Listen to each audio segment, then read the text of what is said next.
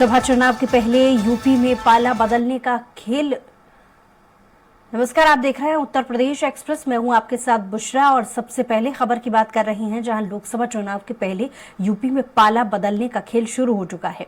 इस समय इसके केंद्र में जयंत चौधरी की पार्टी रालोद है। आधिकारिक तौर पर यह पार्टी अभी विपक्षी गठबंधन इंडिया का हिस्सा है, लेकिन पिछले 2 दिनों से रालोद के एनडीए के साथ ही जाने को लेकर चर्चाएं तेज हैं।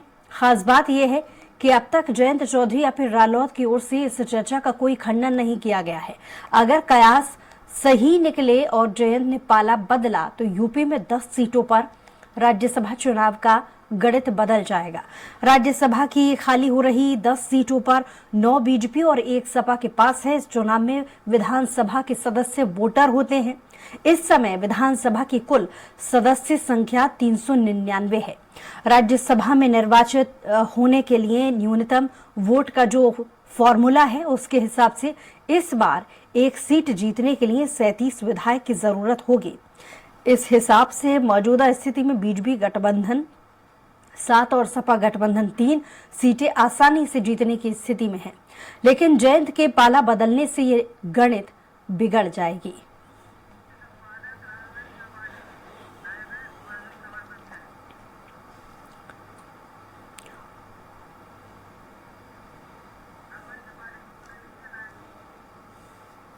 और इस पर ज्यादा जानकारी के साथ स्टेट हेड राघवेंद्र तिवारी जी हमारे साथ लाइव जुड़ गए हैं।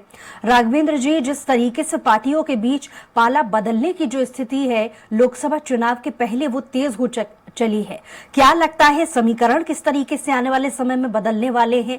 और जो समन्वय बनाने की कोशिश इंडिया अलायंस की तरफ से की जा रही थी, वो कोशिश अब धरातल पर कैसी है?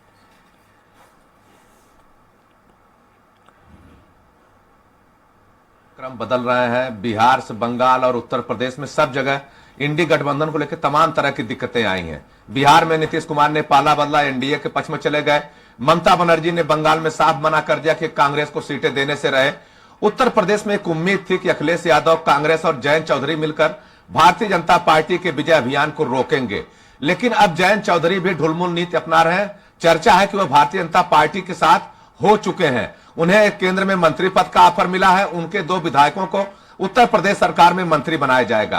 अभी तो मामला लोकसभा चुनाव का चल रहा है। लोकसभा चुनाव में क्या होगा क्या नहीं होगा, लेकिन इतना जरूर है कि अगर जयंत चौधरी पाला बदलते हैं तो उसका असर राज्यसभा के चुनाव पे जरूर पड़ने वाला है। राज्यसभा चुनाव का नोटिफिकेशन हो चुका है। 10 सीटों पे चुनाव होने हैं, जिसमें से भारतीय जनता पार्टी 7 और समाजवादी पार्टी 3 सीटों पे चुनाव जीत सकती है मौजूदा स्थिति में। लेकिन अगर जयंत चौधरी पाला बदलते हैं, उनके 9 विधायक कम होते हैं, तो समाजवादी पार्टी को 3 सीटें जीतने के लिए 1 विधायक की कमी पड़ जाएगी। वह विधायक कहां से आएगा, सबसे बड़ा सवाल है। तो अभी तक मोदी को रोकने के लिए, योगी के रथ को रोकने के लिए अखिलेश यादव, राहुल गांधी, समाजवादी पार्टी, कांग्रेस लगातार जतन कर रही थी, लेकिन अभी राज्यसभा में 1 सीट इनकी तत्काल कम होने जा रही है अगर जयंत चौधरी पाला बदलते हैं तो।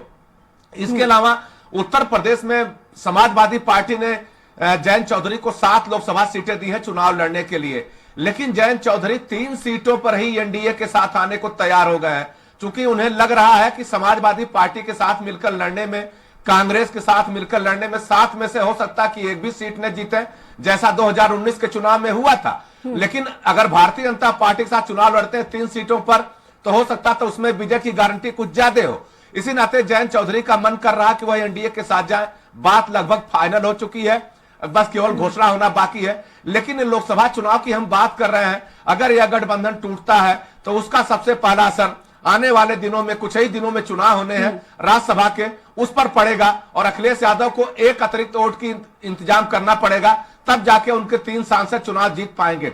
ऐसे में भारतीय जनता पार्टी की कोशिश यही है कि वह अपने 8 प्रत्याशी मैदान में उतारे और अखिलेश यादव के 6 विधायकों को तोड़ करके अपने 8 प्रत्याशी सदन में भेज सके। अब देखना होगा क्या होता है आगे, लेकिन इतना जरूर है जिस तरह से जयंत चौधरी आगे पीछे हो रहे हैं, उससे साफ हो गया है कि जयंत चौधरी एनडीए गठबंधन के साथ जा रहे हैं, क्योंकि अभी तक उन्होंने किसी बात का खंडन भी नहीं किया। जी बुशरा जी। जी, जिस तरीके से देखा जाए राजा, जब एनडीए में शामिल हो जाती है, एक तरीके से कहीं ना कहीं जनता के बीच या चुनावी माहौल बनाने के लिए एक मैसेज कहीं ना कहीं चला जाएगा कि जब पहले ही एकजुटता नजर नहीं आ रही है तो जाहिर है और भी जो समूह में लोग हैं इंडिया अलायंस में, वहां पर सीधा असर पड़ता नजर आ सकता है। तो क्या कहीं कहीं और भी ऐसी स्थिति नजर आ सकती है या ऐसे कोई कयास या कोई खबरों का दौर इसको लेकर के देखा जा रहा है कि राजदा के अलावा भी दूसरे कोई समूह सामने आ रहे हों?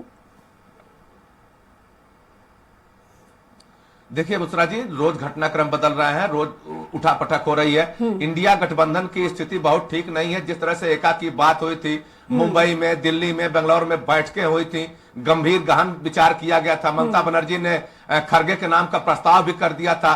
उसके अलावा राहुल गांधी सामाजिक न्याय यात्रा लेकर निकले हुए हैं। लेकिन इस बीच जिस तरह से घटनाक्रम बदल रहे हैं, चाहे पश्चिम बंगाल हो, चाहे बिहार हो, उसके अलावा आप देखिए पंजाब में कल आम आदमी पार्टी ने साफ कर दिया कि हम एक भी सीट पंजाब में नहीं देंगे। अब दिल्ली में क्या स्थिति बनती है आम आदमी पार्टी साथ और कांग्रेस साथ, ये तो वक्त बताएगा। लेकिन इतना जरूर है कि इंडिया गठबंधन अपने कुनबे को सहज नहीं पा रहा है। उत्तर प्रदेश में सभी विपक्षी दलों को एक होने की बात कही गई थी, लेकिन मायावती ने अपना अलग रास्ता चुना हुआ है, वह किसी गठबंधन में शामिल नहीं है। जयंत चौधरी पश्चिमी उत्तर प्रदेश में जाट समुदाय की राजनीति करते हैं, जाट बिरादरी का वोट उनके पास है ऐसा कहा जाता है, वो भी अब ऐन मौके पर किनारा कस रहे हैं। इसके अलावा तमाम ऐसे दल, छोटे दल हैं जो जिलों की राजनीति करते हैं, वो भी इंडी गठबंधन के साथ अभी नहीं जुड़ना चाह रहे, वो माहौल देख रहे हैं। तो कुल मिलाकर एक उहापोह की स्थिति बनी हुई है। एक जोरदार प्रयास इंडिया गठबंधन तरफ से नहीं किया गया है। और सबसे बड़ी विडंबना यही है कि जहां जहां गठबंधन है भी, वहां पे भी अभी सीट शेयरिंग की कोई फार्मूला सामने नहीं आया है कि कौन दल कितने सीटों पर लड़ेगा। मान लीजिए बिहार में अगर तेजस्वी यादव साथ कांग्रेस लड़ती है तो कांग्रेस कितनी सीट पर लड़ेगी, जेडीयू कितनी सीट पर लड़ेगी, आरजेडी कितनी सीट पर लड़ेगी, अभी कोई फार्मूला नहीं तय है। इसी नाते लोगों को वापोह की स्थिति का सामना करना पड़ रहा है। और उत्तर प्रदेश बहुत बड़ा राज्य है, 80 लोकसभा की सीटें हैं। एक जमाने में कांग्रेस 35 से 36, 40 सीटें जीतती रही है। 2009 के चुनाव में 9 सीटें जीत ली थी। तो ऐसा आंकड़ा सामने, कांग्रेस मजबूत रही है। लेकिन अब स्थिति कांग्रेस की है कि रायबरेली, अमेठी भी बचाना उनके लिए मुश्किल हो रहा है। पिछला चुनाव अमेठी में राहुल गांधी हार गए थे। इस बार भारतीय जनता पार्टी कोशिश है कि रायबरेली सीट भी छीन ली जाए कांग्रेस से।